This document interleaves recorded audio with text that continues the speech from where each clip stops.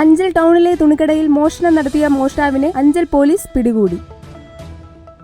അഞ്ചൽ പത്തടി സ്വദേശി 23 വയസ്സുള്ള ബുസാരിയെയാണ് Anchal police arrest ചെയ്തത്. അഞ്ചൽ സൊസൈറ്റി ജംഗ്ഷനിൽ പ്രവർത്തിക്കുന്ന ജി ഫാസ് തുണിക്കടയിലാണ് കഴിഞ്ഞ 3-ാം തീയതി രാത്രി 11 മണിയോടെ കടയുടെ ഷട്ടറിന്റെ പൂട്ട് തകർത്ത് മോഷണം നടത്തിയത്. കടയിലെ ട്രേയിൽ സൂക്ഷിച്ചിരുന്ന 15,100 രൂപയും 30,000 രൂപയോളം വില വരുന്ന തുണിത്തരങ്ങളും മറ്റ് സാധനങ്ങളും മോഷ്ടിച്ച് കടത്തിയ കേസിലാണ് ബുസാരി അറസ്റ്റിലാകുന്നത്.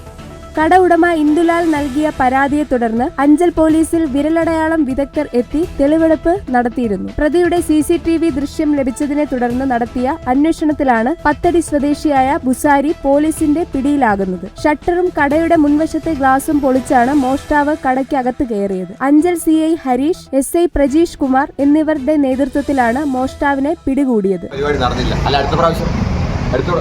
സോറി, ഇല്ല ഇവിടെ അല്ല, ഈ ഏരിയയിലല്ല, വേറെ ഏരിയ. നമ്മുടെ ഏരിയയിൽ ഇനി നടത്തുന്നില്ല, നമ്മൾ വേറെ ഏരിയയിൽ.